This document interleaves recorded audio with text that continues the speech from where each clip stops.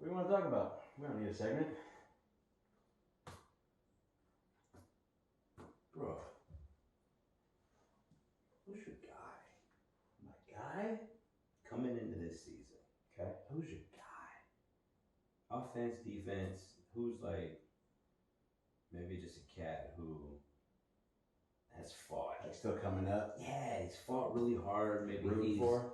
you know, he maybe even bounced in and out of the starting lineup. Just somebody who's put in effort, work, and is getting better though. Right. Not just a sentiment. So you guys see no Rudy cats as a starter. but natural cat will come in. Good pull. And Right. based on his effort and performance, who's your guy, dude? I got a couple. Why don't we, how about you pick one on offense, I'll pick one on defense. How about that? Okay, I already know my guy. Yeah? You got somebody?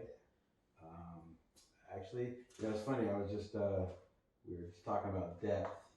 And, yeah, let's, how about E-Man? That's my dude. Ooh, I know you love him too. I like E-Man. I mean, we watched a lot of games last season where we were yelling for him. Yeah. Matter of fact, towards the end of the season, when we kept putting Witherspoon back in, We were rooting for E-Man. we were 2-3 games ahead of the team, like Yeah. Wise and he. Yeah. Yeah, I was actually digging in on him. That's perfect because I've been rooting for him. I was rooting for him last season, and I honestly think that I think that the starting job is his to lose now. Yeah. They're obviously going to pitch it as a competition, and we've got depth, and they still love Witherspoon. But I think he locked it in, and I think it's his job to lose. Yeah. And he's just the to your point.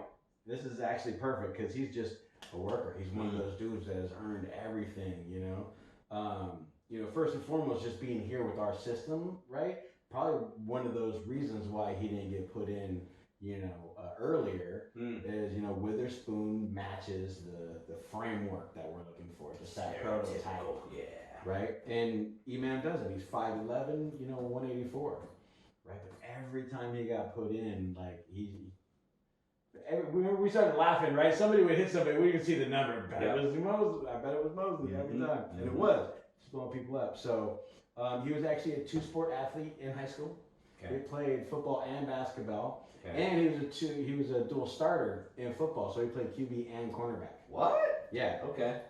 So super athletic. Yeah. And I love, even if back in high school, I just love that he's got that perspective, that quarterback perspective. Yes. And as a QB, he also rushed for a bunch of yards too. Okay. I don't have the numbers in front of me, but I know he did that. Okay. In college, again, started as a reserve, earned his way as a starter.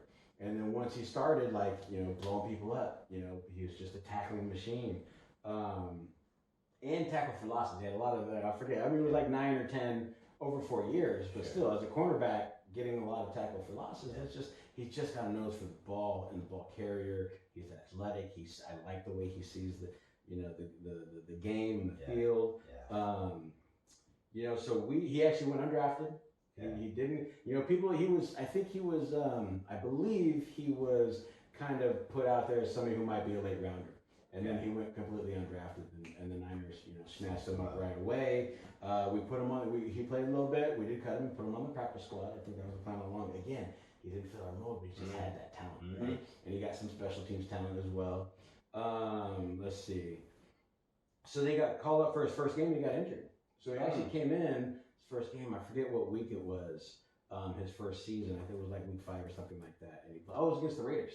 Okay. Right when Nick Mullins was putting it on the Raiders, and he actually had a decent game. He had a couple tackles, a couple pass defense, and then he got hurt. Got put on injured reserve.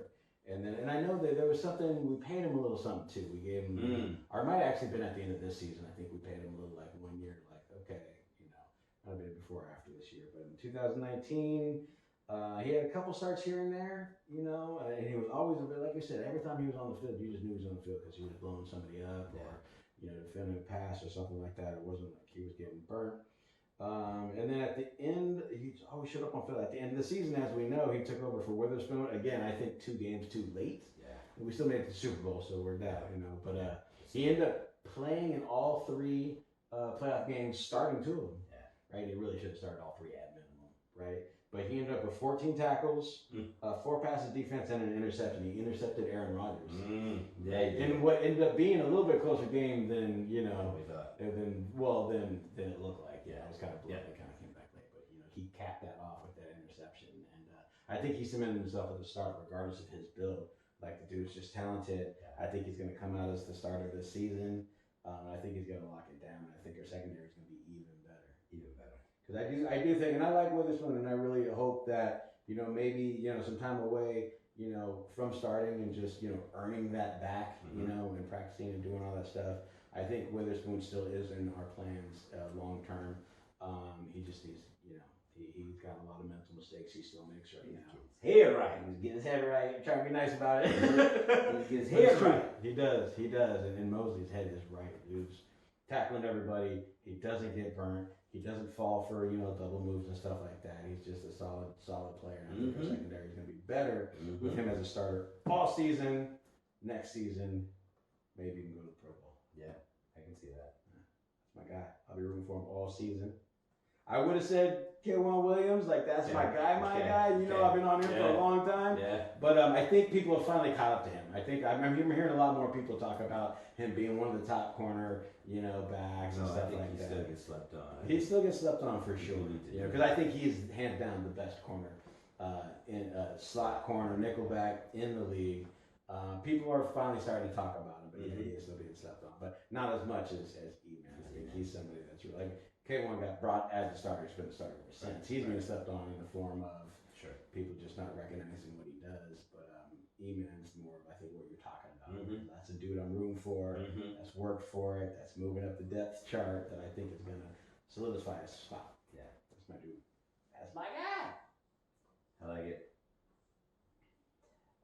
Who you got? You know my guy. I know your guy. I'm going with KB. I'm going with KB. You know what I'm saying? It's Born Poly 11. That's my guy. I appreciate his hustle. I appreciate his drive. I appreciate. He was undrafted too, right? I believe he was undrafted. We have to fact check that.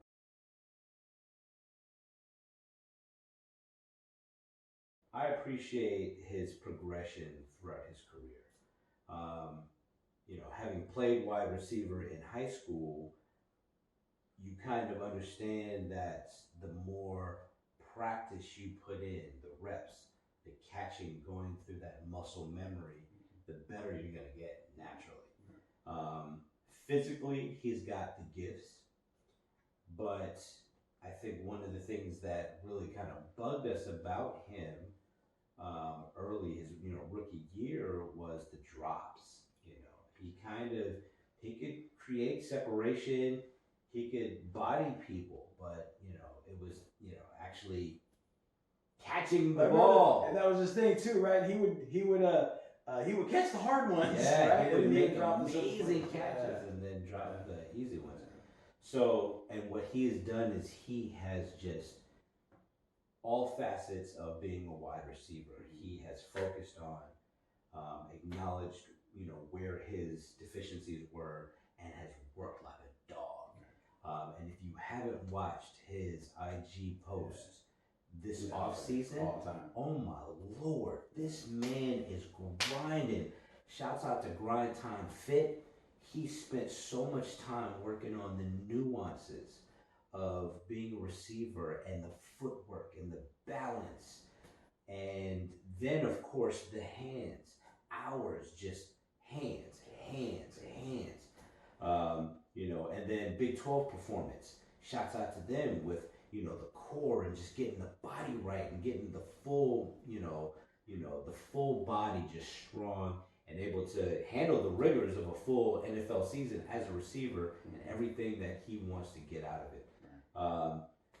Looking at his career, as a receiver, really, you can look at the number of receptions, but that can be misleading based on the number of targets. So one of the things that you notice over the course of his career is that his catch percentage has increased. Last year being his highest at 68.2%. That's it definitely can get better, and that's what he's worked on. But as far as the progression of a man taking his craft seriously, he's improved year over year. And what's also interesting is that, the volume of targets and catches dropped this year based around our scheme. We don't necessarily lean heavy on a particular receiver or even a particular running back. We distribute the ball. So really what's important for all of our, offensive players is take each and every opportunity and maximize it. So the few targets you get, what do you do with it? Well, he's catching a higher volume of those targets and he's doing more with them. 358 yards over the course of this year, but 5 TDs. That's his highest TD production of his career. So he's doing more with it. He's being trusted in the red zone because of the hands. So he's getting more opportunities. Again, with Debo being there and with Trent coming back and with George, of course, being who he is, he's not going to be a volume guy. He's not going to get 12, 15, opportunities a game. But to be sure with the hands, to catch those that are thrown to him and then yards after the catch, be able to monopolize on those situations. Yak attack. That's my dude. And he's doing everything that he needs to do to not only make sure that he's creating separation to get those catches, but then also having the strength to do something with it after the catch. And just having that body control. That's my guy, man. Plus, he's a family dude. He's from the islands. He's a Hawaiian cat.